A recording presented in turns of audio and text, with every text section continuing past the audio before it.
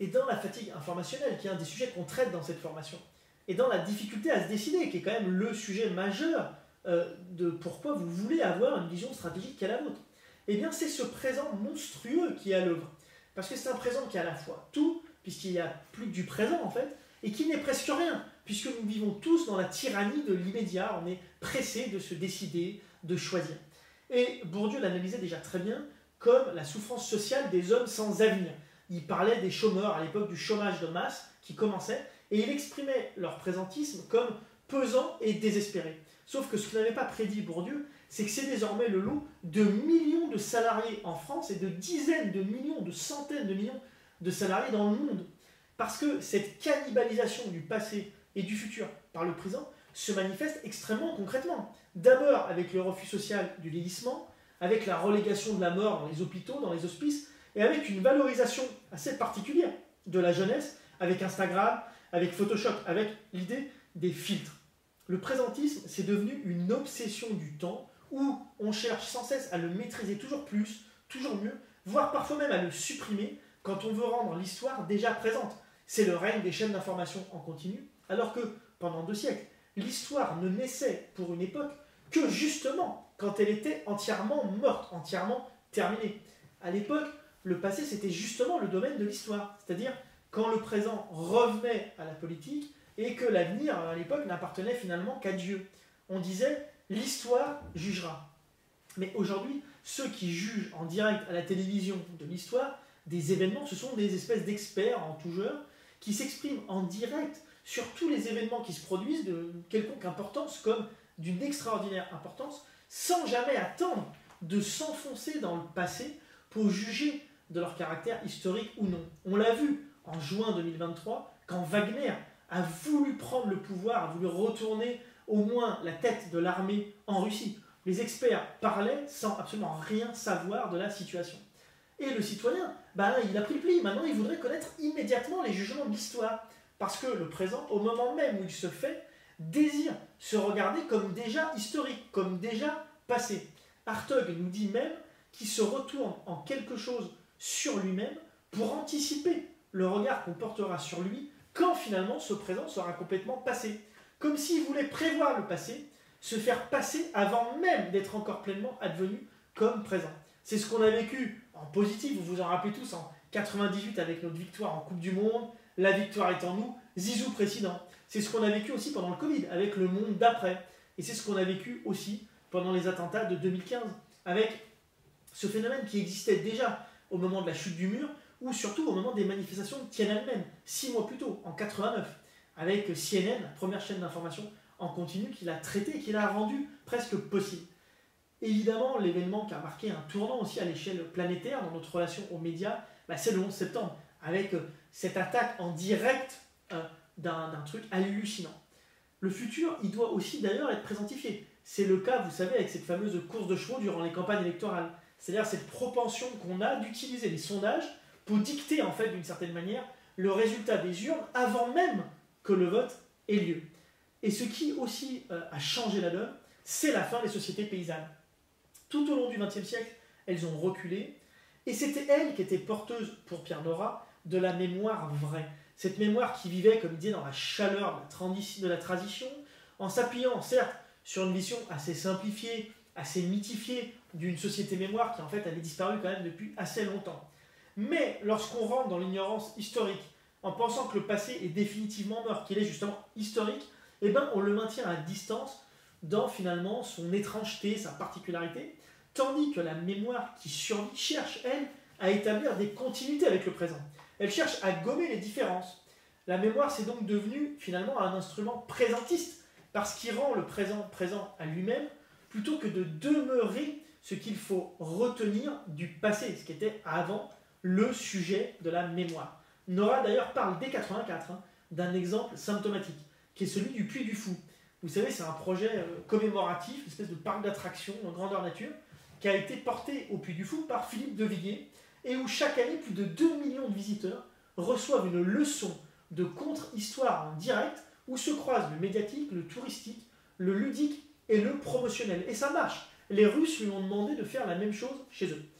Pour Hartog d'ailleurs, le discours historique de Jacques Chirac, quand il commémore la rafle du Veldiv en 1995, en reconnaissant pour la première fois la responsabilité de l'État français, l'État collaborationniste, et en introduisant dans son discours une notion nouvelle, celle de dette imprescriptible, ce discours, pour Nora, c'est un symptôme aussi du présentisme. Parce qu'il montre que c'est devenu un problème à résoudre. Henri Rousseau, dans un très bel essai, parle carrément de la dernière catastrophe. La dernière catastrophe, pour lui, c'est cette histoire contemporaine qui est plus que jamais marquée par l'incertitude, par l'instabilité, et finalement par l'inachèvement. Parce que cette histoire contemporaine, elle est inscrite tout entière dans cette tension entre les fronts de l'histoire et les fronts de la mémoire. Entre un présent, finalement, qu'on ne veut pas voir passer, et un passé qui revient sans cesse quand même hanter le présent. Parce que rien se perd et tout se transforme. Hartog, d'ailleurs, traite de l'exemple très très intéressant, très drôle de François Mitterrand. Quand Mitterrand prend le pouvoir, il arrive en plein dans la crise du temps, puisqu'il arrive en 81. Il est porté par encore le futurisme, et il se retrouve immédiatement à rencontrer les contraintes du présentisme, avec notamment cette vague mémorielle et cette vague de protection du patrimoine. Pourtant, sa visite inaugurale, au moment de sa prise de fonction, au Panthéon, et son grand hommage à Jaurès, rappelait quand même que le passé est source de modèles et source d'enseignement. Et Mitterrand, qui était un passionné très érudit, un passionné d'histoire et de philosophie, s'est sans cesse référé à l'histoire de France, comme l'histoire de la pensée plus globalement, tout au long de ses deux mandats, sans jamais trouver la solution à cette dictature du présent, même quand il a bénéficié des conseils de Jacques Pilan dans ce qu'il appelait l'écriture médiatique, c'est-à-dire le désir de minimiser ses prises de parole. Et Nora, d'ailleurs, non plus, n'a pas trouvé de solution. Il a essayé pendant des décennies, dans la chaire sur l'histoire du temps présent, qu'il a dirigée à l'EHESS, de développer une forme de résistance au présentisme. Il a cherché à lutter contre le culte de l'immédiat, notamment en redonnant une profondeur à l'actualité, puis au passé proche, en essayant d'insérer les événements du présent dans une durée, ou même en s'opposant très très fermement aux lois mémorielles. C'était en 2005, lorsqu'il a fondé avec 18 autres grands historiens une association qui s'appelle Liberté pour l'Histoire. Il voulait redonner à l'histoire son sens, on va dire, originel, ancien. Hartog nous dit que le présent, enfermé sur lui-même, a ses failles. Ça se présente lorsqu'il craquelle, lorsqu'il découvre que le sol se dérobe sous ses pieds et qu'il laisse échapper le présent des relations au passé, comme notre souci, par exemple, de préserver l'environnement ou alors de préserver les monuments. Vous savez, c'est ce que Houellebecq dit de la France, ça deviendra un musée à ciel ouvert. On l'a vu aussi plus récemment avec l'extraordinaire levée de fonds express et record qu'a suivi l'incendie accidentel de Notre-Dame de Paris, ou même les paysages, la protection des paysages à travers le retour à la terre, puisque les paysans sont ceux qui, étymologiquement même et historiquement, ont dessiné ces paysages, ces pâturages. Et puis il y a aussi dans ces craquellements des relations à l'avenir qui arrivent à se faufiler dans le présent, comme notre éternel besoin de prévision et de prédiction qui s'est affermi dans la lignée de la prospective. La prospective, c'est une science qui a été inventée par un homme incroyable qui s'appelle Gaston Berger. Sa pensée mérite d'ailleurs un petit zoom. Il faut voir qu'il a d'abord écrit une ode à la connaissance gratuite. Parce que pour ce fervent catholique qui était né au Sénégal, qui avait été croix de guerre en 18, avant de retourner humblement travailler dans une huilerie à Marseille, la connaissance est un facteur d'épanouissement de l'homme, mais aussi une composante de la démocratie. On est avant la Seconde Guerre mondiale. Et Berger va, comme Michel Bongrand, celui qui avait développé le marketing politique en France et à l'étranger, après avoir travaillé dans le cabinet des frères Bossard. Bossard Consultant, c'est la Rolls du conseil à l'époque, c'est une manière de faire du conseil différente des modèles d'analyse américains, des McKinsey, des BCG. Et bien Berger, lui aussi, il a appris, comme Bongrand, dans la résistance, à devenir un homme, à comprendre l'être humain. Et après-guerre, il va devenir Berger le secrétaire général de la commission Fulbright. Vous savez, c'est la structure qui donne des bourses et qui est en charge des relations culturelles entre la France et les États-Unis.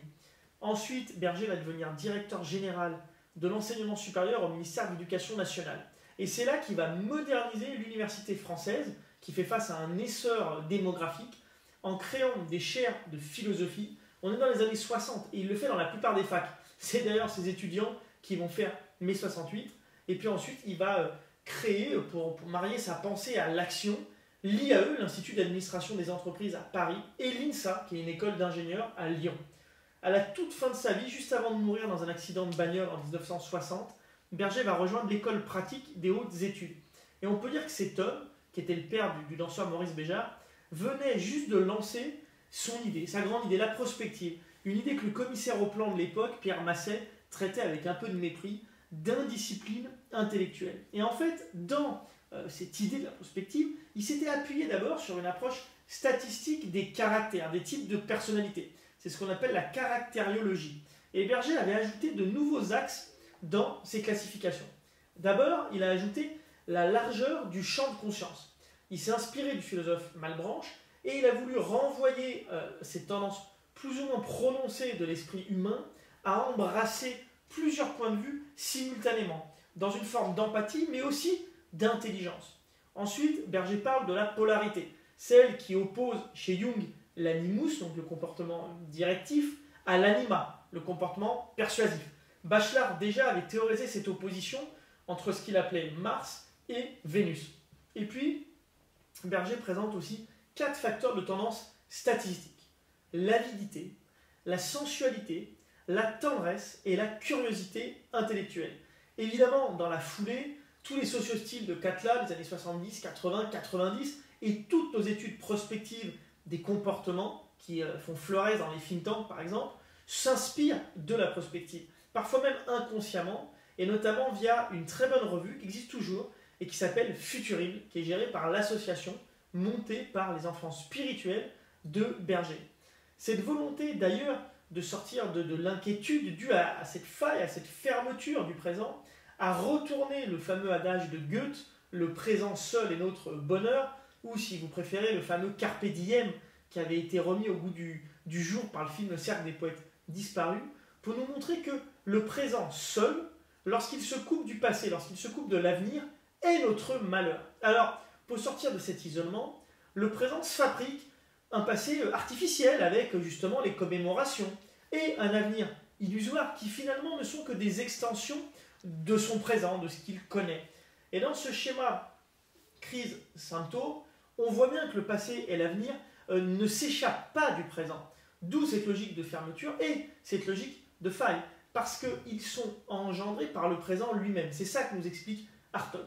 Et ces nouvelles formes de relation au passé et au futur sont finalement des confirmations du présentisme, dans le sens où elles en sont les produits. Elles ne pourraient pas exister sans le présent. Et ce qu'on vous présente, souvent d'ailleurs, comme une solution, comme des solutions au présentisme, en est bien souvent, il faut faire très attention à cela, un symptôme. Comme par exemple la catégorie du patrimoine.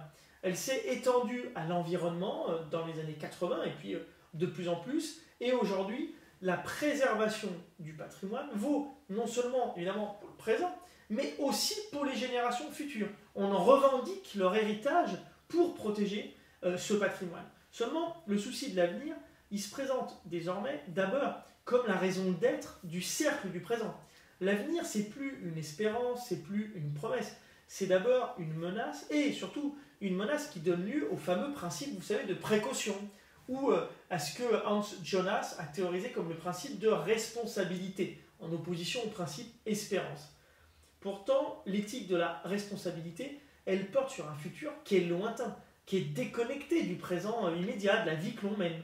Elle échappe donc au présentisme en rejetant à la fois le sacrifice du futur au profit de nos intérêts actuels, présents, souvent trébuchants d'ailleurs, et dans cette tyrannie du court terme qui est propre au présentisme, eh bien, elle sacrifie le présent au service des intérêts futurs, avec justement cette utopie du progrès qui va mener au futurisme. C'est Hartog lui-même qui va formuler l'idée d'une double dette du présent. Cette double dette, d'abord, elle est à l'égard du passé, mais aussi désormais à l'égard du futur. Et il dit, je cite, que c'est toujours le présent qui s'étend en direction du futur que du passé, par les dispositifs de la précaution et de la responsabilité, mais aussi par la prise en compte de l'irréparable et de l'irréversible, par le recours à cette notion de patrimoine et à celle de dette qui réunit et donne sens à l'ensemble. La clé de voûte du système économique, c'est la dette. Mais la clé de voûte du système historique, ça devient précisément ce double endettement qui est formulé à partir du présent, mais qui pèse sur lui et qui marque notre expérience contemporaine du présent. Pas seulement dans les périodes de crise, mais globalement dans les événements que nous vivons et que nous vivons comme des événements historiques. Évidemment, c'est très débattu parce que cette notion de dette, d'abord, elle suppose qu'on aurait reçu quelque chose qui devrait donc être rendu. Alors que la responsabilité, ce n'est pas une dette, c'est plutôt une obligation. C'est une préoccupation envers ceux dont on n'a pas forcément reçu quelque chose. Et Nora, déjà en son temps, acceptait l'expression du devoir de mémoire qui avait été initié après-guerre à la libération des camps, à la condition de lui donner un sens qui n'est pas lié à la dette, mais à la perte de la mémoire, ce qui est extrêmement différent, parce que l'accélération de l'histoire a pour effet de mettre le passé à distance, de nous y couper, nous les citoyens, et puis de le perdre peut-être à jamais. Donc, on peut se sentir responsable du sort des générations futures sans forcément éprouver de dette envers elles. Et Jonas, d'ailleurs, quand il pense son principe de responsabilité, il le pense sur le modèle non pas de la dette, mais sur le modèle de la relation entre les parents et les enfants. Une relation, vous savez, où on dit que l'enfant tue le parent, mais en même temps, c'est quand on a un enfant qu'on est parent. Et on voit d'ailleurs depuis quelques années maintenant une toute nouvelle lecture de notre expérience historique qui émerge. Cette lecture, elle pense que le présentisme signifie la présence dans notre société d'un passé traumatique, d'un passé obsédant qui, justement, ne veut pas passer. Ce sont évidemment les blessures historiques du XXe siècle avec les guerres, le nazisme, le fascisme, la Shoah et les autres génocides, et puis les stigmates de la décolonisation, de la ségrégation aux États-Unis ou en Afrique du Sud, et même de l'esclavage, qui ont causé cette présence écrasante de ce passé traumatique qui n'a pas la distance du passé historique. Vous savez, c'est le fameux point Godwin, celui qui démontre, donc Godwin, que dès qu'une discussion chauffe, s'envenime, vous avez de très très très fortes probabilités d'entendre prononcer le nom d'Adolf Hitler, et ça provient finalement de ce présentisme catastrophique qui est devenu la norme. Ce qui illustre aujourd'hui le plus la force de ce présentisme, c'est la logique politique et économique du court terme, le fameux court-termisme, à laquelle l'éthique de la responsabilité s'oppose pourtant frontalement. La jeunesse se révolte, évidemment, contre toutes les stratégies présentistes qui ont le don de lui confisquer son avenir et aussi celui des générations futures. Seulement, il faut bien voir que l'électeur moyen dans les démocraties occidentales, il est âgé, il est plutôt âgé, et il pense dans les urnes, et il se dit « après moi le déluge ». Alors, l'outil conceptuel qui va mettre en perspective cette tyrannie de l'instant, cette obsession du temps, et en même temps qui va décrire l'hégémonie des normes sociales qui survalorisent le présent et justement le court terme, c'est-à-dire la vitesse, l'accélération, l'urgence en fait, eh bien c'est justement pour Hartog le présentisme. Et on voit d'ailleurs que tous les progrès, qu'ils soient de nature économique, qu'ils soient de nature technique ou de nature scientifique, dépendent désormais d'un processus constant de mise à jour, d'actualisation, dans lequel en fait ce qui n'est pas conforme aux normes, on pourrait dire aussi au goût, en tout cas aux normes les plus récentes, à la mode même, eh bien est mis de côté comme obsolète, c'est l'espèce d'obsolescence programmée. Et c'est cette dialectique permanente de l'obsolescence et de l'actualisation que vous retrouvez aujourd'hui dans la société de consommation et dans la logique, presque dans l'obsession de l'innovation qui est portée par le capitalisme. Les médias de masse aussi privilégient le présent immédiat et ne considèrent le passé finalement que comme submergé sous les préoccupations de ce présent. C'est le culte de l'actualité, de l'information en continu, qui est une forme omniprésente de présentisme et qui a accouché d'ailleurs des réseaux sociaux après la mordokisation progressive des médias, que ce soit la presse, la radio, la télévision.